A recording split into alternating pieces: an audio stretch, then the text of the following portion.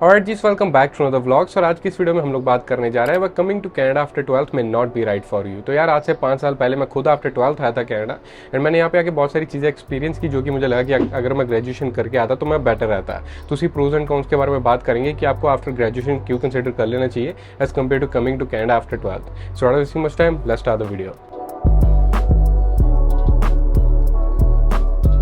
तो इस वीडियो की शुरुआत में हम सबसे पहले बात कर लेते हैं यहाँ पे मेरे पहले पॉइंट की, जो कि आया था सेंस ऑफ मेच्योरिटी। ठीक है, जब आप लोग आफ्टर 12th हो गए, आप काफ़ी ज़्यादा यंग हो गए, 17, 18, 19 की आपकी एज होगी। आपने कभी फैमिली से बाहर निकल के नहीं देखा होगा, आपको नहीं पता होगा दुनिया कैसी है, दोस्त कैसे हैं, लोग कैसे हैं।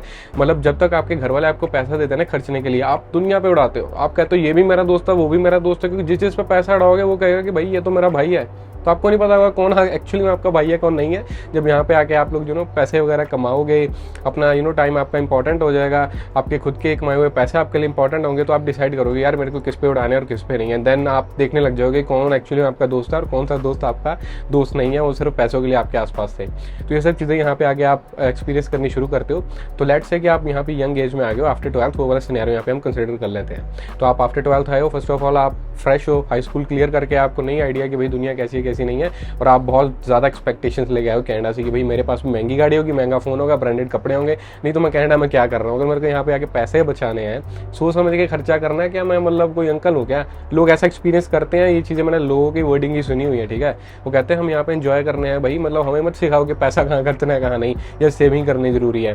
वो लोग यहाँ आते हैं, खूब पैसा वगैरह उड़ाते हैं, धीरे धीरे चीज़ें रियलाइज़ होती हैं जैसे डाउन द लाइन 2-4 साल में, बट वो तब तक थोड़ी देरी हो जाती है।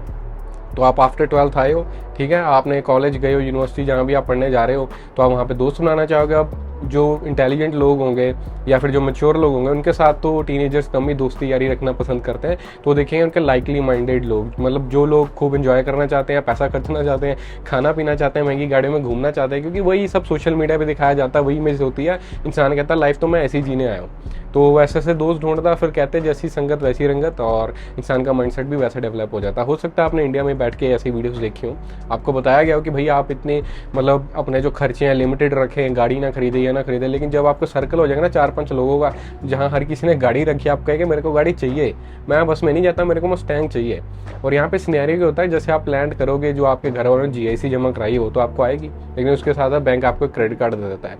मैंने देखा मोस्ट ऑफ द सिनेरियोज में जो बच्चे होते हैं उसे मैक्स आउट कर देते हैं। अब जब तक आप उसे यूज़ कर रहे हो अपनी कॉलेज की फीस पे करने के लिए, दैट शुड बी ओके। लेकिन जब आप उससे महंगे कपड़े ले रहे हो, भाई इधर उधर घूम फिर रहे हो, तब वो आप थोड़ी गलत टाइप की स्पेंडिंग कर रहे हो इनिशियल डेज के दौरान या इनिशियल मंथ्स के दौरान। ठीक है, और बहुत सारे बच्चे होते हैं भाई जो दूसरा, तीसरा, चौथा क्रेडिट कार्ड भी ले लेते हैं अलग अलग बैंक के पास जाके, क्योंकि जब आप यहाँ पे आ गए हो, आपके एक क्रेडिट कार्ड तो मिल गया है, और अब आपको बहुत सारे अलग अलग बैंक्स ऑफर करेंगे कि भाई हमसे आप क्रेडिट कार्ड ले जो, ये वो, उसकी टर्म्स कंडीशन तो कोई पढ़ना जरूरी समझता नहीं है, लेकिन आपको मिल जाएंगे। बहुत सारे बच्चे मैंने देखे हैं, या मैं कहूँ मोस्ट ऑफ द पीपल जो यहाँ पे आते हैं इनिशियली, उनके पास 2-3-4 क्रेडिट कार्ड तो होते हैं और वो मैक्सड आउट ही रहते हैं। मेरे को कुछ लोग ऐसे जानते हैं, मतलब मैं उन्हें जानता हूँ कि जो मेरे साथ ही आए थे, आज तक उनके क्रेडिट कार्ड्स पे ऑफ नहीं हुआ, 4-5-6 साल हो चुके हैं उन्हें यहाँ पे रहते हुए। ठीक है, तो ये ऐसा साइकिल चलने लग जाता है, जिससे कि आपके डेफिनेटली क्रेडिट स्कोर नीचे जाता है। यानी कि आप कल को जब एक्चुअल में कोई इंपॉर्टेंट चीज़ परचेज करने जाओगे, जैसे कि गाड़ी या घर, उस पर इंटरेस्ट रेट हाई मिलेगा as compared to the best available interest rate in the market. Credit score नीचे रहेगा, प्लस आप इंटरेस्ट पे कर रहे होगे उस रिवॉल्विंग क्रेडिट पे, एंड आपकी क्रेडिट प्रोफाइल अच्छी नहीं होगी, आपको कोई अच्छा लेंडर क्रेडिट देना ही नहीं चाहेगा। ठीक है, ऐसा सिनेरियो रहता है क्रेडिट कार्ड्स को लेके। अब गाड़ी की बात करें, अगर आप GTA जा रहे हो, I am pretty sure you will get influence कि मेरे को गाड़ी चाहिए, मेरे को ज़रूरत है। अब क्या होता है कि भाई इंसान ना हमेशा, जैसे हर एक आर्ग्यूमेंट के 2 पॉइंट्स होते हैं, इंसान हमेशा वही चीज़ें ढूंढता है जो मतलब आर्ग्यूमेंट का पार्ट उसे सपोर्ट करे, जो उसके बिलीव्स को सपोर्ट करे। अब मान लीजिए मैं कहता हूँ कि भाई आपको गाड़ी की ज़रूरत नहीं है, अब वो इंसान वही पॉइंट ढूंढेगा कि जहाँ लिखा है कि भाई गाड़ी से टाइम बचता है, गाड़ी से आपकी इनकम अपॉर्चुनिटीज़ बढ़ती है, तो मेरे को तो गाड़ी चाहिए। मतलब वो सपोर्टिंग पॉइंट्स ढूंढेंगे अपने मन को विश्वास दिलाने के लिए कि मैं सही परचेज करने जा रहा हूँ। बट स्टूडेंट लाइफ के टाइम गाड़ी लेना भाई बहुत बुरी चॉइस है। बहुत सारे लोग एक्चुअली ले लेते हैं, क्योंकि GTA या फिर मैं कहूँ ओवरऑल कनाडा में जो गाड़ियों की डीलरशिप्स हैं वो किसी को भी गाड़ी दे देती हैं। आज की डेट में मैं कहता हूँ कोई बंदा कल विजिटर वीज़ा पे आया, उसे भी गाड़ी का लोन चिपका देंगे 7-8 साल पे 10% इंटरेस्ट रेट पे। अब आपको लगेगा कि वाह मैं मस्टैंग में बैठ रहा हूँ, आपको नहीं पता वो मस्टैंग खर्चा कितना देने वाली है, और 10% इंटरेस्ट रेट जो जाने वाला है, प्लस महंगी गाड़ियों की मेंटेनेंस बहुत महंगी होती है, और ऊपर से अगर आप यूज्ड गाड़ी ले रहे हो भाई कभी भी वो सड़क पे खड़ी हो सकती है, वहाँ से ठोक कराने के $500 ले लेते हैं टोइंग वाले। तो ऐसी ऐसी चीज़ों के खर्चे बहुत सारे होते हैं, मतलब हिडन खर्चे होते हैं जो आपको पता भी नहीं होते। तो ये सब जो फाइनेंशियल मिस्टेक्स होती हैं जो आप यंग एज में आते हो ना, आप करते हो एज कम्पेयर टू आप आफ्टर ग्रेजुएशन आओगे। जो ग्रेजुएशन के बाद आते हैं उन्हें पता होता है कि यार फैमिली का इतना पैसा लग रहा है, हम वहाँ पे ज़िंदगी बनाने जा रहे हैं, वो लॉन्ग टर्म गोल्स के ऊपर फोकस करते हैं, करियर बनाना है, घर लेना है, फैमिली वालों को बुलाना है, उन्हें फाइनेंशियली सपोर्ट करना है as compared to teenagers including me. अब मैं नहीं कहता मैंने बहुत बड़े और महंगे खर्चे किए, बट मैंने स्टूडेंट लाइफ के टाइम कोई गाड़ी नहीं ली। जब मैं वर्क वीज़ा पे आया, मेरी जो जॉब थी वो रात को शुरू होती थी और सुबह 5-6 बजे खत्म होती थी, तो मेरे को दो घंटे लगा के 2-3 बसें बदल के जाना पड़ता था। तो मैंने कहा कि भाई मेरे को तो गाड़ी लेनी है। मेरे को वहाँ पे किसी ने ये नहीं बताया भाई कैश वाली गाड़ी ले लो, मैंने ले ली लोन वाली गाड़ी, मतलब लोन करा लिया था अपनी पहली गाड़ी का। एंड इट टर्न्ड आउट कि भाई मैं उस पर इंटरेस्ट एंड बहुत सारी चीज़ें पे कर रहा हूँ। एंड बाद में भाई उसका सिनेरियो और ही बहुत बड़ा निकला था कि वो गाड़ी के ऊपर पहले से कोई फ्रॉड क्लेम वगैरह थे, वो मुझे पता ही नहीं थी ये सारी चीज़ें। And I was 19 at that age जब मैं वर्क वीज़ा पे आ गया था और गाड़ी ले ली थी। तो इसीलिए अपने पर्सनल एक्सपीरियंस से शेयर कर रहा हूँ ये सारी चीज़ें कि ये हो जाती हैं, आप मानो ना मानो, बट जब आप आफ्टर 12th आओगे सब गलतियाँ आप करोगे, रिपीट करोगे, क्योंकि आप उस सर्कल में घूम रहे हो जहाँ पे हर एक बंदा आपको कहेगा कि भाई दिस इज़ ओके, ठीक है, गाड़ी का लोन कराना is okay and credit cards को यूज़ करना इज़ ओके। हर एक बंदा बताएगा कि भाई सारे कर रहे हैं तो मैं भी कर ही लूँ, ठीक है। ऐसी ऐसी चीज़ें चल रही होंगी वहाँ पे फाइनेंशियली, तो मिस्टेक्स बहुत ज़्यादा होने वाली है। आप रियलाइज़ नहीं करोगे कि आगे जाके इसके साथ आपके लिए कितनी बड़ी प्रॉब्लम्स आने वाली है करियर वाइज, एंड उसके बाद जब घर खरीदना, ये सब चीज़ें के लिए बहुत बड़ी इशू ये बन सकती है आपकी फाइनेंशियल, जो आपने जैसे अपने फाइनेंशियल मैनेज किए during first few years in Canada. तो अब हम यहाँ पे मेरे दूसरे पॉइंट की बात कर लेते हैं जो कि आ जाती है PR। भाई जब आप आफ्टर 12th आते हो ना, पहले तो आपने इंडिया में की हाई स्कूल, यहाँ पे की डिप्लोमा, तो आपका एजुकेशन लेवल ठीक है उतना नहीं है जितना ग्रेजुएशन वाला होगा, जिसने इंडिया में डिग्री की, यहाँ पे आके पोस्ट डिग्री डिप्लोमा ऐसा कुछ कर लिया है, तो उसकी एजुकेशन लेवल ज़्यादा आपके मुकाबले। प्लस आप जिन जॉब्स के लिए क्वालिफाई करोगे होगी एंट्री लेवल जॉब्स, हो सकता है वो $15-16-17 एन आवर दें, वर्सेज जो बंदा ग्रेजुएट है तो उससे तो डेफिनेटली बढ़िया जॉब मिलने वाली, इंटरमीडिएट या सीनियर लेवल पोजीशन जहाँ पे वो 60-70 के मिनिमम कमा रहा हो, ठीक है, स्टार्टिंग पहली जॉब से ही, तो वहाँ पे they make more money, they have good job and then they have a good educational background, तो उसके लिए उनके लिए PR आसान हो जाती है। They don't have to rely on PNP programs. PNP basically होते हैं इन डिमांड या फिर स्किल्ड जॉब्स, जिसमें कि आगे कारपेंटर, इलेक्ट्रिशियन या फिर हेल्थ केयर वर्कर्स, ऐसी सी जो जॉब्स होती हैं जो बहुत ज़्यादा हाईफाई नहीं होती, लेकिन they are in demand, they are important for the economy. उसके लिए आपको प्रोविंशियल नॉमिनी प्रोग्राम के थ्रू होके जाना पड़ता है, एज कम्पेयर टू जो ग्रेजुएट्स होते हैं जो इंडिया से यहाँ पे ग्रेजुएशन करके आए, वो मोस्ट लाइकली उनका एक्सप्रेस एंट्री में काम बन जाएगा, यानी कि उन्हें किसी प्रोविंस में मूव नहीं होना पड़ेगा, वहाँ पे एक एम्प्लॉयर के साथ काम नहीं करना पड़ेगा और सीधे एक्सप्रेस एंट्री में फाइल करना है, एज कम्पेयर टू आपने पहले PNP फाइल की, वो अप्रूव हुई एंड देन आपने एक्सप्रेस एंट्री फाइल की, जो कि 1 साल की बजाय 2, 2.5, 3 साल का प्रोसेस बन जाता है। तो आपका वहाँ पे टाइम बचेगा, प्लस आप अपने करियर में काम कर रहे होगे। अगर आपने सॉफ्टवेयर इंजीनियरिंग किया, आप उसकी जॉब कर रहे होगे एंड आपका करियर भी चल रहा है और आपकी PR भी होगी, एज कम्पेयर टू स्टूडेंट जिसने कि भाई पढ़ाई की है कंप्यूटर इंजीनियरिंग की and now he is finding A carpenter job in Nova Scotia, कि वहाँ पे PNP लग जाएगी। तो ये सब सिनेरियो आपका करियर भी डिस्टर्ब करते हैं and at the same time PR के लिए बहुत ज़्यादा स्ट्रेस लेवल आपका बढ़ जाएगा। अगर आपको स्किल्ड जॉब नहीं मिल पा रही है, या आपका जिस भी आप प्रोविंस में रह रहे हो वहाँ पे अभी रिसेंटली कोई इमिग्रेशन रूल्स चेंज हुए, क्योंकि जो रूल्स होते हैं ना पहले बता के नहीं चेंज होते। हो सकता है कि आज की डेट में इन डिमांड कोई और ऑक्यूपेशन है, आप उसमें काम कर ही रहे हो, आपका 1 आधा महीना रह गया 1 साल कंप्लीट करने में, पता चलता है अगले महीने कहते हैं भाई this job is no longer in demand for our economy, तो अभी उन्होंने लिस्ट अपडेट कर दी, उसमें वो आपकी जॉब आती रही और आपका वर्क एक्सपीरियंस जो टाइम था वो खराब हो गया। तो ये सब चीज़ों से आपको निकल के जाना पड़ता है। I am not exaggerating these things, ये एक्चुअली में होती है, मेरे साथ भी हुई थी भाई। एक जगह काम किया था, 9-10 महीने काम किया, बाद में कहते भाई हम तो वर्क एक्सपीरियंस लेटर ही नहीं देंगे आपको, ठीक है। तो ऐसी सी सिनेरियो मेरे साथ भी बहुत हुए थे एंड मैं भी सोच रहा था मूव आउट करने का, बट लकीली मेरा काम ओंटारियो में हो गया था। बट मेरे जो दोस्त थे काफ़ी सारे अलग अलग जगहों पर मूव हुए थे, कोई गैस स्टेशन पर काम कर रहा था किसी एम्प्लॉयर के लिए, कोई कारपेंटर की जॉब कर रहा था, कोई किसी फैक्ट्री में काम कर रहा था, just to get their PR। And now imagine if you spend $30,000 to $40,000 on your education diploma पे, and then you do these jobs for 2 to 3 years, आपकी PR आ भी गई, अब आपका करियर कहाँ पे खड़ा है एज कम्पेयर टू ग्रेजुएट जिन्होंने एक्चुअली में सॉफ्टवेयर इंजीनियरिंग की, सॉफ्टवेयर इंजीनियर की जॉब की, 2 साल के बाद वो तो भाई सीनियर सॉफ्टवेयर इंजीनियर बन गए और हम लोग यहाँ गैस स्टेशन पे खड़े हैं। तो वहाँ से कम बैक करना ही बड़ा मुश्किल हो जाएगा आपके करियर पे, आपकी फील्ड में।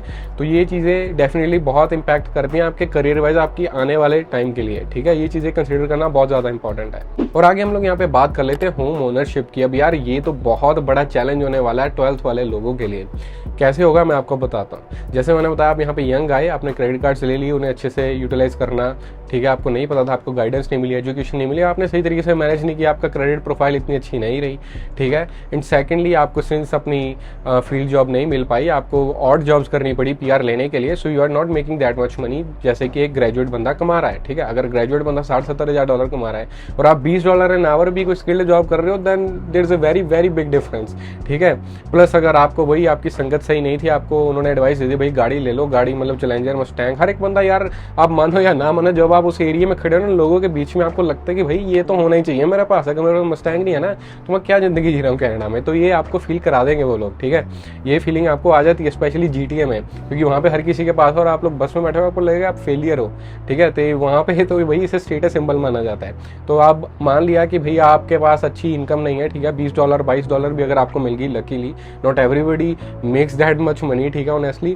तो अगर आपको $20-22 वाली जॉब है एज कम्पेयर टू ग्रेजुएट के पास $60-70 वाली $60-70,000 वाली जॉब है, और अगर आपके पास अब गाड़ी भी है, ग्रेजुएट ज़्यादा समझदार थे, उन्होंने हो सकता है गाड़ी ली नहीं क्योंकि वो ज़्यादा मैच्योर थे, दे नो कि भाई नीड्स और वांट्स और डिज़ायर्स में क्या फ़र्क होता है, तो उन्होंने गाड़ी ली नहीं, या फिर ली तो कैश पे ली, ठीक है। अब आपके पास डेट भी है और आपकी क्रेडिट प्रोफाइल भी नहीं अच्छी रही क्योंकि आपने पहले अपना क्रेडिट अच्छे से इस्तेमाल नहीं किया, एंड देन आपकी low income as compared to graduate जिनकी इनकम भी हाई है, उनके ऊपर ज़्यादा कोई डेट भी नहीं है और उनकी क्रेडिट प्रोफाइल भी उन्होंने मेंटेन किया है। जब आप घर लेने जाओगे ना, सबसे पहले देखिए थी आपकी इनकम, $20 वाले को तो भाई there is no way you can buy any type of property in Canada, ठीक है। आपकी इनकम का जो भी होता है ना, लेट्स से आप अगर $50,000 कमाते हो, उनको into 4 कर लो, ठीक है, that should be your like mortgage amount, जितनी की आप मतलब प्रॉपर्टी परचेज प्राइस कर सकते हो, उतना मतलब आप ले सकते हो प्रॉपर्टी $2 लाख की, minus any debts you have, जो कि हो सकता है personal loan, student loans, credit card या फिर गाड़ी का लोन। ये सब चीज़ें हैविली इम्पैक्ट करती हैं आपकी क्वालिफाइंग जो भी अमाउंट बनती है घर खरीदने के लिए। अब अगर बंदा $20 कमा रहा है तो I think may be that is like $35,000 और $37,000। अब उसमें तो कुछ नहीं आने वाला क्योंकि इंटू 4 कर दें, कंसिडरिंग कि you don't have any debts, it's still under $150,000 which is nothing, उसमें कुछ नहीं आता। अगर आप GTA में रहते हो 1 मिलियन से प्रॉपर्टी स्टार्ट होंगी, अगर आप कैलगरी में भी आ जाते हो तो कम से कम 2-2.5 लाख तो भाई मिनिमम, अगर आप अपार्टमेंट भी खरीदने जाते हो 2-2.5 लाख का तो आएगा ही आएगा, तो मतलब आप उससे भी गए, ठीक है।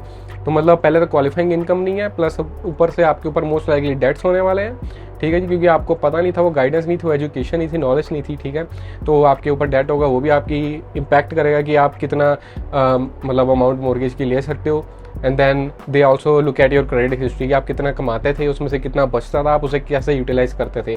क्या आप मतलब कमा $5,000 ए मंथ रहे हो लेकिन आप उसे पूरा स्पेंड कर रहे हो क्या? वो आपके बैंक स्टेटमेंट्स वगैरह भी चेक करेंगे जो आपको अप्रूव करेंगे। प्री अप्रूवल इज़ डिफरेंट, उसमें सिर्फ इनकम देखी जाती है minus any debts that you have. जब अप्रूवल की बात आती है तो आपकी स्टेटमेंट्स भी चेक हो जाती है कि भाई आप कितना कमाते हो और आप उसे यूज़ कैसे करते हो, आपको यूज़ करना आता है पैसा कि नहीं, क्योंकि it is a very very big investment. Most likely हर एक बंदे की लाइफ में सबसे बड़ी इन्वेस्टमेंट घर ही होती है, तो आपके लिए होम ओनरशिप भी काफ़ी बड़ा इशू बनने वाला है अगर आप आफ्टर 12th आते हो। अब आप मेरी तरफ देखो, आप कहेगा कि भाई तू तो कर ही रहा है, बढ़िया कॉर्पोरेट की जॉब है, तू तो रह रहा है डाउनटाउन में, ये वो है ना, मतलब तू भी तो आफ्टर 12th गया था, तो तू मतलब लोगों को क्यों डिमोटिवेट कर रहा है। ऐसे बहुत सारे कमेंट्स आएंगे। तो मैं आपको बता देता हूँ कि भाई मेरा केस रेयर ही मैं कहूँगा कि भाई हर एक बंदे को ऐसी अपॉर्चुनिटीज़, ऐसी किस्मत, ऐसी मेहनत, ये सब हर एक बंदा नहीं करता, ठीक है। मैंने अपने सेपरेट कर दिए थे भाई, जब मैंने देखा कि लोग इन्हीं चीज़ों में फंसे हुए हैं कि भाई गाड़ी ले लेना है, गाना निकला है, ये लड़की पटा ले, मैं कहा भाई मेरे को ऐसी संगत में रहना ही नहीं, मैं अकेला ही रहना शुरू कर दिया था ताकि मेरे थॉट्स और मेरा माइंडसेट इन्फ्लुएंस ना हो ऐसे लोगों से। मैं कहा भाई मैं जिन लोगों को यूट्यूब पे देखूंगा, जिनसे मिलूंगा, वो मैं डिसाइड करूंगा कि भाई मैं किससे इंस्पायर होना चाहता हूँ, किससे इन्फ्लुएंस होना चाहता हूँ। और मेरे जैसे, मैं ये नहीं कहता कि भाई और लोगों ने कुछ किया नहीं है, मेरी क्लास में लेट से अगर 40-50 स्टूडेंट्स हैं ना, उसमें से 4-5 ही होंगे गिनती की जिनकी अबव $50,000 इनकम है आज की डेट में। बाकी सब लोग there still working at gas station, security jobs and ऐसे वैसे, ठीक है। हो सकता है सुपरवाइजर बन गए हो, but let me tell you, अगर आप गैस स्टेशन पे सुपरवाइजर हो ना, अगर मिनिमम वेज $15 हो सकता है आपको 17-18 दे दे, बट सुपरवाइजर होने का मतलब ये नहीं आपको $50 एन आवर देने शुरू कर देंगे, क्योंकि industry to industry and place to place भी डिपेंड करता है कि वहाँ पर मैक्सिमम पोटेंशियल क्या इनकम कमाने का। जैसे कि for example McDonald's, Tim Hortons जैसी जगह पे एक छत के नीचे 10 लोग होंगे जो मैनेजर के टैग लगा के घूम रहे होंगे। Now do you think they make same money as my manager makes in IT firm? They don't even know कि भाई इतने पैसे बनाए भी जा सकते हैं। तो इसीलिए वो सब चीज़ें बहुत ज़्यादा इम्पैक्ट करती हैं। And home ownership is very very important. Like आज नहीं, कल नहीं, 10 साल बाद कभी तो घर चाहिए ना भाई, कभी तो चाहिए होगा। तो वो आप कैसे लेंगे अगर आप पहले से ही थोड़े गलत रास्ते पे चले हैं? हाँ, मतलब अगर आप एक स्टूडेंट आए थे and now you are on work visa या PR हो चुके हो, you can still make right choices. लेकिन ये वीडियो उन लोगों के लिए फोकस्ड है जो लोग डिसाइड कर रहे हैं मेरे को आफ्टर 12th आना है या आफ्टर ग्रेजुएशन आना है, तो आफ्टर ग्रेजुएशन आने के भाई बेनिफिट्स बहुत ज़्यादा हैं, ठीक है। मैं डीमोटिवेट नहीं कर रहा है 12th वालों को। 12th के बाद सिर्फ तभी है अगर आपको लगता है कि भाई आप इंडिया में डिग्री नहीं कर सकते, अगर आपको लगता है कि भाई मैं फेल फूल हो जाऊँगा, मेरी सप्ली आ जाएगी, मैं डिग्री करने के बाद कनाडा नहीं जा सकता, मैं अभी निकल गया तो निकल गया, then only you consider coming to Canada after 12th। Otherwise मैं भाई स्ट्रॉन्गली रिकमेंड करता हूँ आफ्टर ग्रेजुएशन आए, because there are way too many pros to that, and long term में आप बहुत जल्दी सेटल हो गए, you will make good money, you will make good life choices, आपका अच्छा घर होगा, आपकी ड्रीम लाइफ होगी, जो कि आफ्टर 12th वाले लोगों के लिए थोड़ी सी मुश्किल हो जाती है, क्योंकि हम स्टार्टिंग से थोड़े अलग रास्ते पे निकले होते हैं। And even for me it was not easy, ठीक है। अभी तक मैं जहाँ खड़ा हूँ, आगे जाके होम ओनरशिप वाला स्टेज आएगी, it's not been an easy journey, ठीक है। बट लकीली मेरे को सही लोगों से गाइडेंस मिलती रही, मैं जितने लोगों को कनेक्ट कर सकता हूँ, मिल सकता हूँ, देख सकता हूँ, अच्छी अच्छी पॉडकास्ट सुन सकता हूँ, जो चीज़ें कर सकता हूँ भाई मैं करता हूँ, ताकि मैं अच्छी अच्छी चीज़ें सीखूँ और सही डायरेक्शन की तरफ बढ़ूँ, ठीक है। तो यार मैं बस यही आपको रेकमेंड करता हूँ एज ए और ब्रदर, ठीक है। आप यही कंसिडर करें कि अगर आप आफ्टर ग्रेजुएशन आ सकें तो बढ़िया, क्योंकि मैं अपने सिबलिंग्स को तो ये बोलता हूँ कि भाई आफ्टर 12th कनाडा में आने का सोचना मत, ग्रेजुएशन के बाद आना, you will make more money then I make after 5 years in Canada, ठीक है। वो पहले साल में इतने पैसे कमा लेंगे भाई जितने मैंने 5 साल के बाद कमाने शुरू किए हैं। तो ये सब चीज़ें डेफिनेटली इम्पैक्ट करती हैं, लेकिन again this video is not to demotivate you. अगर आपको लगता है कि आप भाई 12वीं के बाद आओगे तो आओगे, उसके बाद आ ही नहीं सकते, तो फिर आप यहाँ पे आना, अदरवाइज ग्रेजुएशन करके आना भाई, बहुत बढ़िया रहोगे। You know come back to me and say thank you to me, क्योंकि मैंने आपको ज़िंदगी की सबसे इंपॉर्टेंट एडवाइस दी है। तो यार बस यही सब चीज़ें थी जो कि मैं आज आपके साथ शेयर करना चाहता था, और मुझे लगा कि यार काफ़ी ज़्यादा इंपॉर्टेंट है, क्योंकि मुझे रिसेंटली Q&A पोस्ट पे कमेंट आया था कि भाई आफ्टर 12th मैं आ जाऊँ। मैंने कहा भाई नहीं, आफ्टर ग्रेजुएशन आना। कहता भाई आप तो आफ्टर 12th गए थे। तो मैंने सोचा इसके ऊपर वीडियो बना देता, क्योंकि बहुत सारे लोग यार इसी चीज़ में कन्फ्यूज रहते हैं, 12th या ग्रेजुएशन। अब मानो या ना मानो, जिसको 12वीं के बाद आना है भाई, उसको जो मर्जी बता दो, उसने 12वीं के बाद ही आना है, ठीक है। अब it's up to you man, your life, ठीक है। आपकी फैमिली की इन्वेस्टमेंट, आपका टाइम, आपका फ्यूचर है, आप जैसा करना चाहे आप कर सकते हैं। अगर आप मेरे से ओपिनियन लेते हो तो मैंने तो आपके साथ अपनी ओपिनियन शेयर कर दी है कि आप 12th के बाद सिर्फ तभी आना जब आपको लगता है कि भाई आप इंडिया में डिग्री नहीं कर पाओगे, ठीक है। आपके बस की नहीं है, आपका बिल्कुल मन नहीं है, ठीक है। आपको लगता है कि भाई मैं बस निकल जाऊँ, जैसे जैसे जो मर्जी हो जाए, मैं कनाडा में जाके देख लूँगा, I will figure it out, but मेरे को अभी के लिए बस निकलना है इंडिया से। अगर आप ऐसा माइंडसेट लेते हो तभी आना, नहीं तो ग्रेजुएशन के बाद आना। मतलब लाइफ काफ़ी बढ़िया होने वाली है आपकी, as compared to the life जो आपको 12वीं के बाद मिलने वाले हैं यहाँ पे आगे, ठीक है। तो बस यार कर देते वीडियो यहीं पे एंड। अगर आपको अच्छी लगी हो कर देना लाइक शेयर सब्सक्राइब, जैसे आपको दिल करे। मिलते हैं अगली किसी वीडियो में, तब तक के लिए टेक केयर।